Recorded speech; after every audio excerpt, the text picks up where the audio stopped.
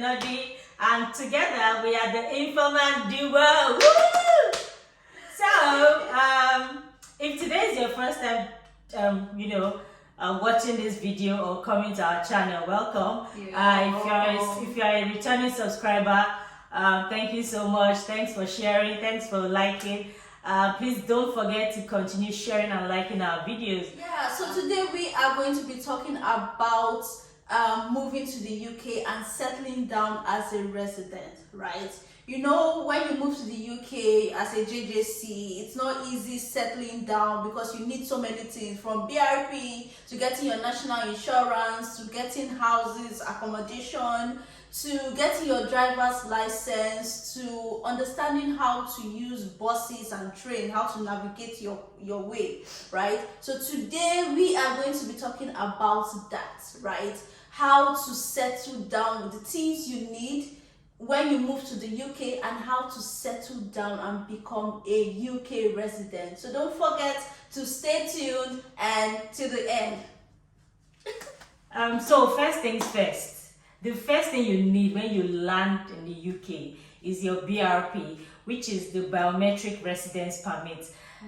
This is the ID card that used to show that you are residing in the UK legitimately, right? If you don't have the BRP, you might not be able to do anything like opening a bank account or anything. And then one thing to note is that during your application for your visa, you'll be asked to select a post office where you want to pick up your BRP. It is advisable to always pick a location that is close to where you'll be staying. So, for example, in my case, when I got into the UK, I was staying in Southampton, but the post office I chose for my BRP was somewhere in London. It was a very hectic process. I had to travel, and during that period when I came, there was a strike. The train stations were on strike, so it was a very challenging experience for me. So it's better to select a place where you know you'll be staying to pick up your BRP. So guys, the second thing you need, right, the second most important thing you need is also to open a bank account. Now, when you just get into the UK, right, you might not be able to open like a bank account from high street banks because of some of the criteria that they need. So it's usually advisable to open a bank account using some digital banks like Monzo, Revolut. I use Revolut. I had to open like an account with Revolut, and I think the only thing they needed from me was my BRP and address or something. So there's not much criteria, right, to open an account. I mean, you need an account in order to move around, in order to buy things and all that. Also, the good thing about the digital banks is that they also give you like a card, right? And the UK, they are big on there. It's like a cashless society. So there are some places that you go to that they do not really accept cash. So when you open like an account with the digital banks, they send your card to you. I think my card came in like in less than a week when I opened my account. And another good thing is that they give you like a virtual card as well. So before the physical card comes, you can be using like a virtual card for online transactions and all that. So when my physical card came, I could start buying things in physical stores, because most physical stores, not all physical stores, accept cash. So another thing you could do also is to have like your DOM account card, right? I had like, I'm not trying to promote any bank here, but back in Nigeria, I had like my GT DOM. So I could use my GT DOM to kind of buy things before my Revolut card came in. So, another thing you need when you just land in the UK is a phone number. You can easily get a temporary SIM card at maybe at the airport or any stores very close to you, so that you'll be able to communicate, and just move around.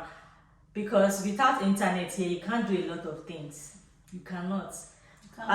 You can't move around because, anyways, and then after a few days, when you get your BRP, you can then go for a contract-only SIM. And the importance of getting a contract SIM is that it helps your credit score in the long run.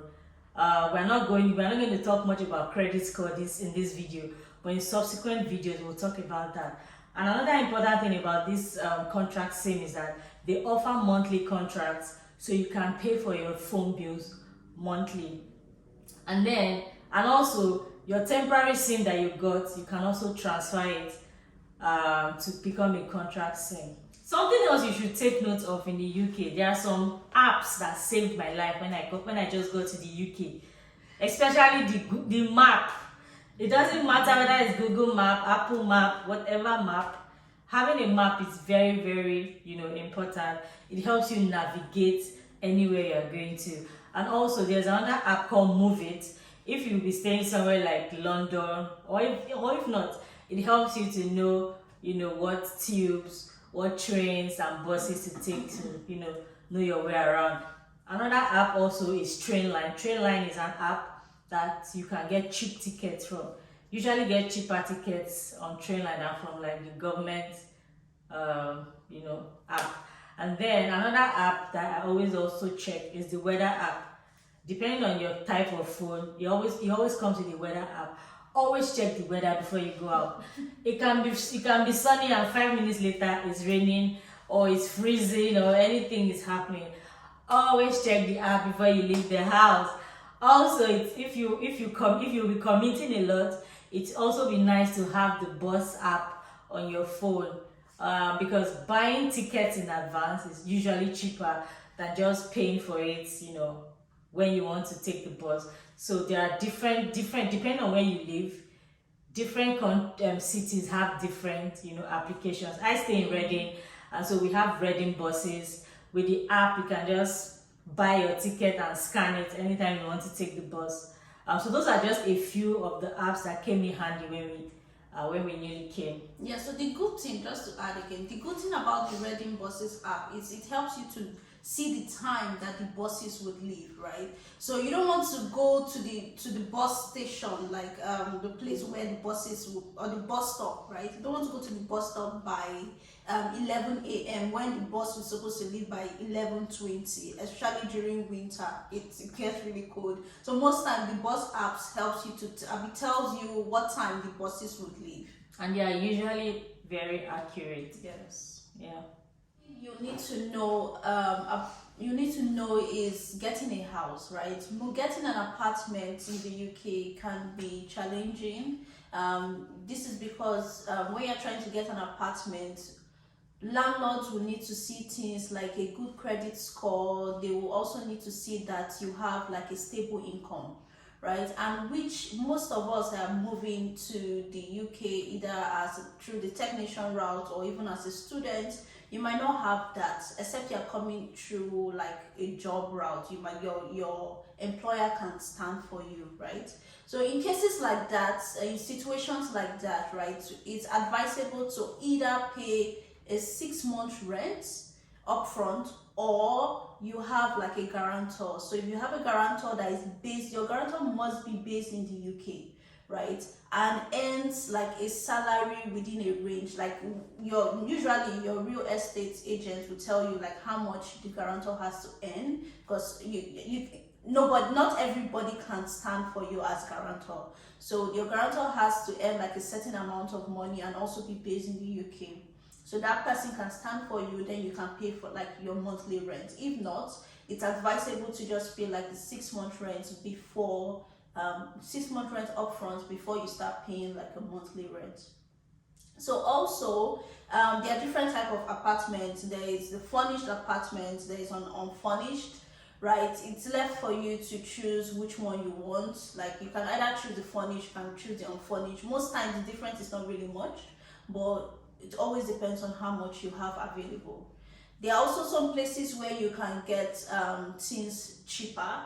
An example is the British Heart Foundation. So you can get furnitures at a lesser price. You can also go through Gumtree and also Facebook Marketplace. So you can get furnitures and things cheaper there instead of buying from places like IKEA or other big stores. They might be quite expensive for brand new things. So when you get your apartment, right, there are things you need to pay for. There are things you need to pay for. Council tax is an example, but if you're a student, you don't need to pay council tax. You need to also pay your water bill and your heating and your electricity bill. Right? For me, when I got to the UK, I didn't get an apartment immediately. Some people are lucky, they get an apartment immediately. So I had to stay in an Airbnb for a month. So it's advisable also, if you're moving, it's advisable to either stay in an Airbnb or like with a family friend or a friend, anybody that you know, right? Because it might take time. Do I advise staying at Airbnb? I don't know, it's up to you, right? I had my own challenges with Airbnb, right? So I'm not going to talk about the challenges I had with Airbnb, right? But you can stay in an Airbnb, and after that you can use that period to find an apartment. So I think mine took like 2 months before I fully moved to my apartment. So I stayed in an Airbnb for 1 month. I stayed with Uche for another month. Then after the second month, I got my apartment. Another thing you would need when you just come to the UK is to register for your NI or NINO, or which is also called your national insurance number. Previously, the national insurance number used to be added to the BRP, but they've stopped that. So you have to register on the government website to be able to get your national insurance number. What's the NI number? Your NI number is like pension in Nigeria. You need it to work. Without your NI, you cannot get a job. And how does this work? Every month, depending on how much you earn, a certain amount of money is deducted from your salary, and then the company matches that same amount, and it is saved for you for the future, for when you retire. And it's just similar to the way the pension works in Nigeria. And so some people, I know of somebody who came into the UK, they didn't know what the NI insurance was, and they were here for about 3 weeks. When they now got a job, the employer asked them for their NI number, and they were not able to produce it. So it's advisable to apply immediately you get into the UK for your NI, because it takes about 3 weeks or more for it to come out. Some people are lucky and got it earlier, but usually between 3 weeks you get it back. So another thing you need to do that's important when you move to the UK is to register for a GP. Now, it depends on where you are, right? What you can just do is use your internet, use your phones, and just say, okay, GP near me, GP close to me, and you will see like a list of GPs, general practitioners close to you.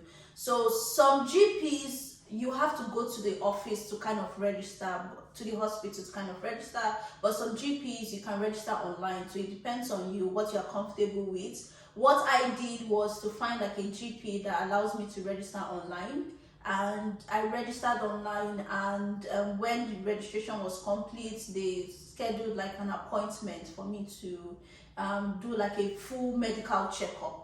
So the importance of registering for a GP is, first of all, you've paid for healthcare, right? When you were applying for the visa, you paid for that healthcare surcharge, right?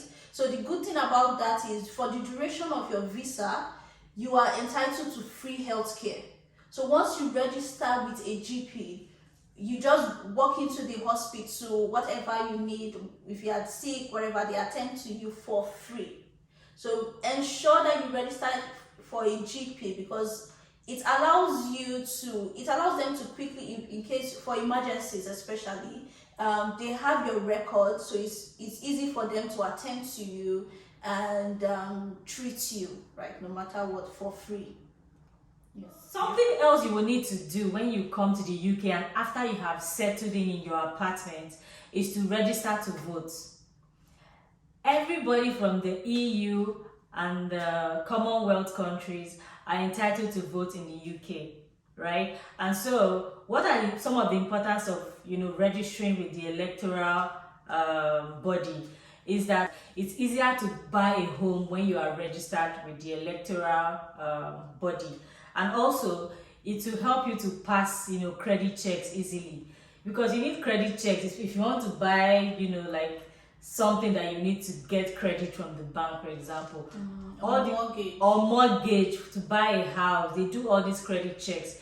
If you are registered in the electoral register, it's also easier for you to, get those loans and mortgages from banks. Yeah. So another thing you would need to do is to apply for a driver's license. So the driver's license, you can use it as an identity, as a form of identity, right? Instead of always carrying your BRP around to show that, okay, this is my identity, it's better to just carry your driver's license, right? So I will give an example of when we went to a bar and they asked us to show a form of identity to show that, okay, we are eligible to drink alcohol or something. So we had to show our form of identities, our BRP. But if we had our driver's license, we could just show our driver's license. Even when you go to the bank, I think there was a time I went to the bank and I wanted to update some details on my bank account, and the banker was asking for my driver's license, right? So all I needed to do is to produce my driver's license instead of always showing my BRP every time. Finally, as a newcomer in the UK, of course, if you don't have a permanent source of income, you cannot survive here because the bills here, don't be because you pay a lot of bills here, so you need money to survive. Yeah. And how do you get money? You get a job, right? Some of the job boards that we use to search for jobs are, we have indeed.co.uk, we have LinkedIn, we have otter.io, and many of them. We're going to put the links on the description so you can just check them out and start applying for jobs immediately you come here, because you need to make money to survive in this country. So that's it for today, guys. So if you have any questions about how you want things that you need to settle in the UK, or any question regarding UK visa, moving to the UK, you can send us a message. We'll leave our email on the description. You can also follow us on our social media accounts. It's also on the description below. And don't forget to like, share and subscribe, and leave a comment below, right? We want to know if you're already in the UK, so what are the challenges you faced moving to the UK, or if you are moving to the UK and you need to ask any questions or clarify any questions, you can leave it in the comments below. Until next time, bye guys. Bye bye.